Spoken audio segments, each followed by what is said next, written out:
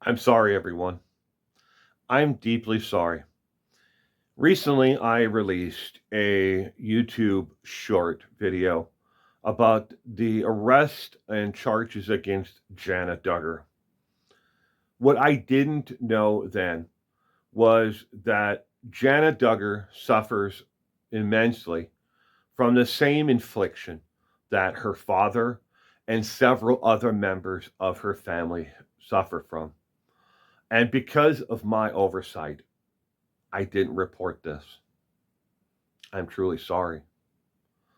I had no idea that Jana Duggar also suffers from selective amnesia.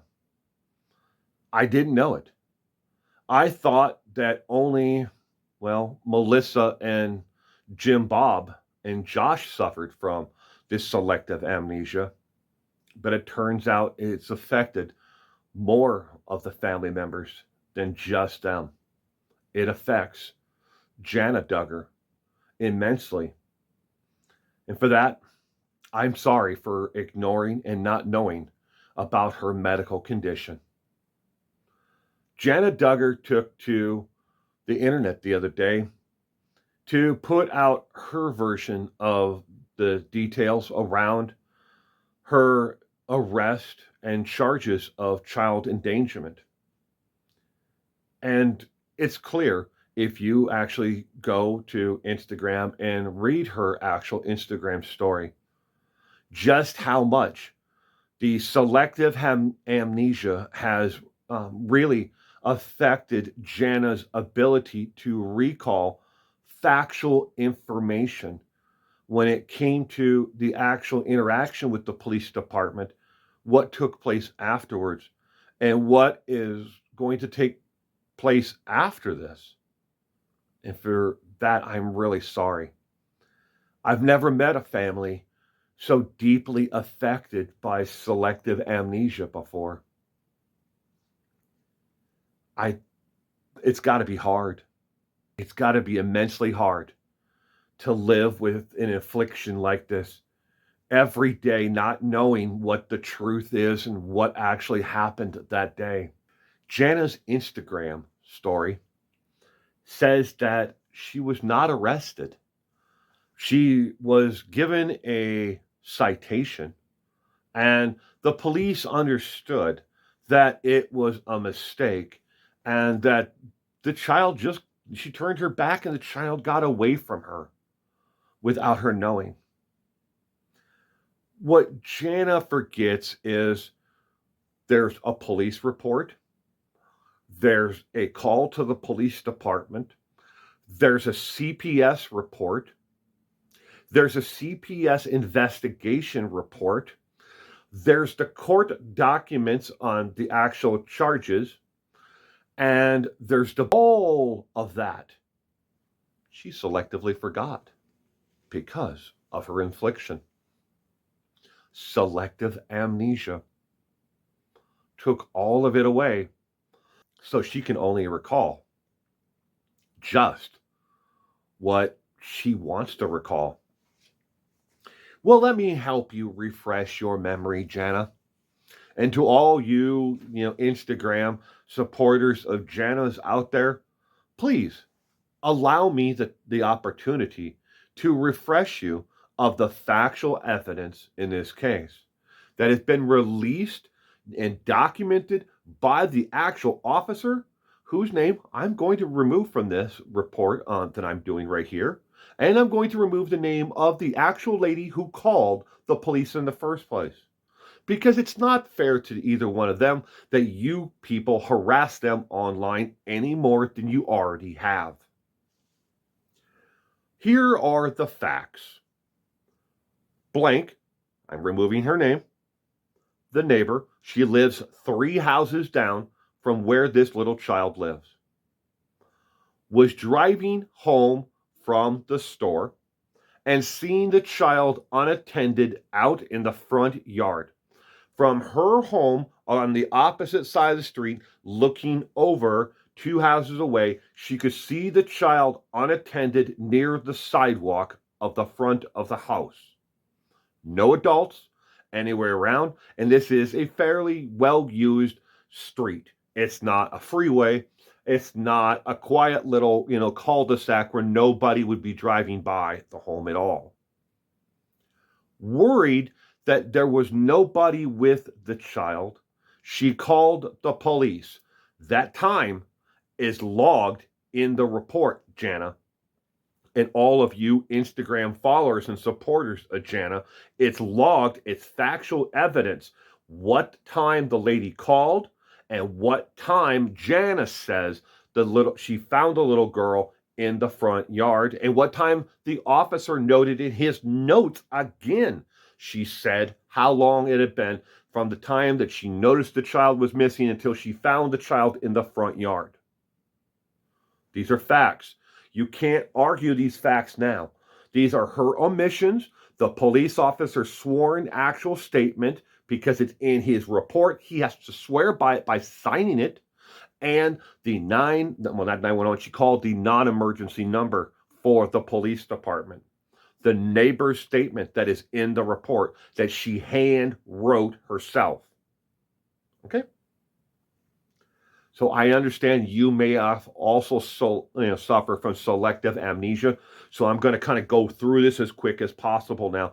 So possibly you can retain the information as well. I'm speaking only to the Jana Duggar supporters out there who may be suffering just like her. And I'm truly sorry. I did not know that this syndrome was so widely spread across the internet in the world. I had no idea. But I am now aware of the fact that selective amnesia is a huge issue afflicting a massive number of people on the internet. The police came, they gave her a summons to appear. Not a citation, ladies and gentlemen, like Jana Duggar wants you to believe, but a summons to appear. They would have detained her and took her down then, but she was in custody of 2 minor children at the time. And the other reason why they didn't call somebody else to take care of the children is because of the COVID lockdown procedures. They are not arresting everyone who commits any type of offense at all. So they gave her a summons to appear. She went down to the courthouse on the date that she was actually summoned to appear. They fingerprinted her. They took her a booking photo, and she had to post a PR bond to give to the court and say, I will be back on a further date to answer to the charges that I, inflicted or I put a child in a dangerous situation. These are all facts, again, supported by the police report, supported by the actual the witness statement from the neighbor who called. It's, again, documented by the court. Again, I can't stress this enough, by the actual statements and the filings by the court of what took place the other week when she showed up for court, when all this started to be leaked out. It's not a citation. On top of it all, there's an active open case you can check yourself. If you live in Arkansas, you can call on the phone and you can find out if there's an active open investigation with Child Protective Services against Jana Duggar. I'll wait, because I've called and I got the information in less than 3 minutes. Yes, there's an open investigation at this time, and that is all they will say on the situation. There is an active open investigation that she inflicted or put a child in a dangerous situation, endangerment of the welfare of a child under the age of 12. I'm sorry that so many people believe these stories by Jana Duggar. Now I'm going to remove this curtain.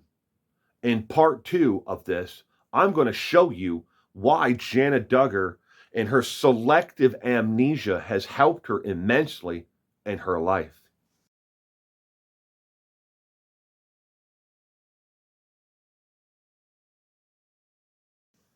So, ladies and gentlemen, during my investigation and reporting on the Josh Duggar case, I was asked by a lot of people over the entire 6-part series, is Josh Duggar the only pedophile in the Duggar household? And is there or was there anybody else who's connected to Josh Duggar who is a child predator, a pedophile, a consumer of child pornography? I'm going to give you a little breakdown of from the moment that Josh Duggar was born all the way up to right now today. From the day that Josh Duggar was born, he was situated and surrounded by these people, Bill and Rich. From the day he was born, he was surrounded by these people, Bill and Rich. And Joe. He was surrounded. They were integral parts of the church, the Baptist, the Christian fundamentalist movement that his parents, Jim Bob and Michelle, were part of and still are part of. They were integral parts of the entire church. They helped form the church.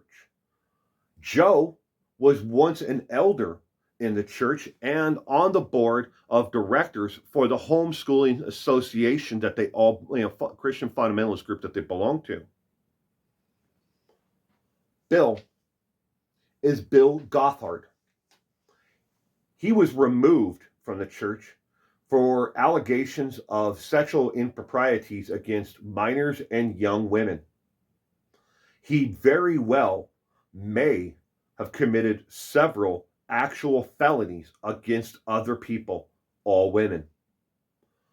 Rich, one of the original founders who helped pertain the actual property where the Christian fundamentalist church, Baptist church, is situated on, Rich himself was asked to step aside and not take part in the church elders group meetings anymore, just kind of fade on off to the background like Bill. Joe here, he's a different pea in the pod, but we're going to get to him. These people were around Josh. Again, the Christian fundamentalist books that they were actually given out to young children told them, your body does not belong to you. It belongs to God. And whatever happens to you is of God's will. Over and over again, the church has ignored, and you can read the statements from the Duggar girls, Jill and Jana and everybody else and others who have been through this entire church thing with them. You can read their actual statements on how much the elders, their parents, and everybody else believed in this stuff and ignored the warning signs over and over again of what was happening to these little girls and little boys. Joseph is actually Joseph Hutchinson.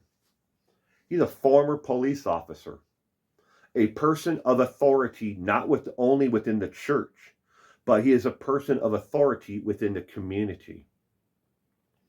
Back in 2003, when Josh Duggar, the first allegations appeared that he molested a 15-year-old babysitter who was asleep on their sofa, Joseph investigated that actual crime. And he dragged his feet on it because of his connection to Jim Bob and to Bill and to Rich.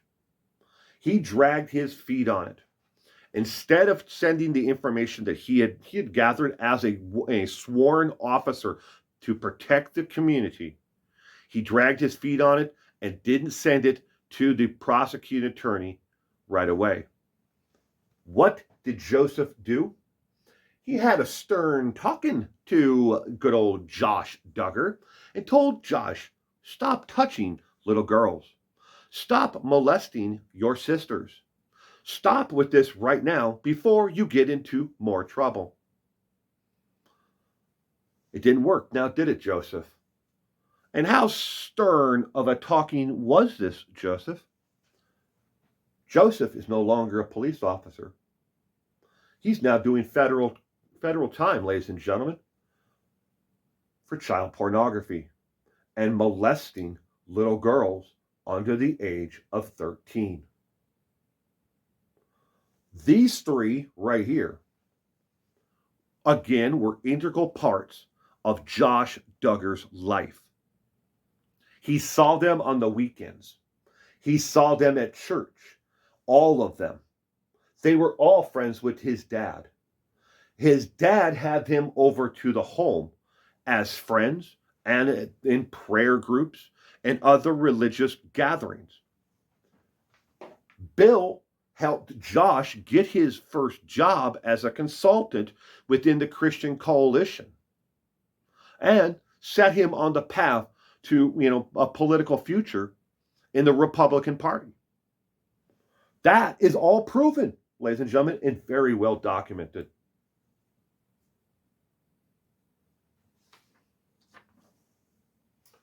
Bill, Rich, and Joe surrounded Josh his entire life. Now, down here next to Josh, we have Caleb. Who the hell is Caleb? I don't remember the Duggars having a child named Caleb. Well, they don't. They don't, ladies and gentlemen. That's Jana's ex-fiance, boyfriend, Caleb Williams. So remember I told you in the first part about how Jana has selective memory disorder? It's an affliction that affects so many of these people, apparently. Jana knew a year before Caleb would be, brought in for questioning and charges would be filed against him. She knew a year prior. Caleb has been arrested and is currently fighting allegations of molestation and improprieties with underage girls. Her ex-lover, that's Jana Duggar, the same one who couldn't remember because she has selective memory disorder. And we all should say a prayer tonight and hope that Jana Duggar's memory comes back and she's able to remember that she had a pedophile around her. And I bet she's not the only one. Again, I can't stress this enough. When it comes to child pornography, if those who consume child pornography, 87% of all those who have ever been caught consuming or in possession of child pornography, when asked, 87% said if they could have sex with a minor, they would. 87%. Well, Caleb had it. Good old Josh had it. What else have they done? Who else are they connected to? How many other pedophiles are in this church or groups or friends of Jim Bob? I haven't been able to confirm it yet.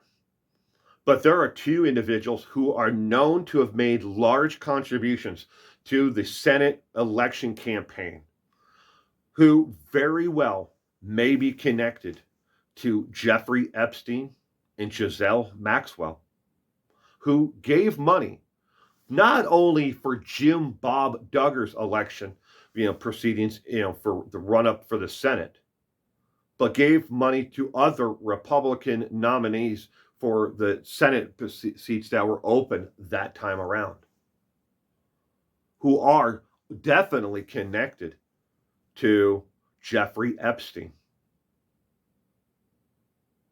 Why isn't the world talking about this? Everything that I just brought up in the first part and in this part are documented facts. And before I go tonight, I want to make sure that I absolutely stress this enough. I'm deeply sorry Jana, that I did not acknowledge your pre-existing condition. I swear, I didn't know that you had selective memory like your brother and your dad and your mother. I didn't know that you also are inflicted by selective amnesia. And for that, Jana, I'm truly sorry. And to each and every one of Jana Duggar's supporters on the internet, kick rocks. I don't fucking care.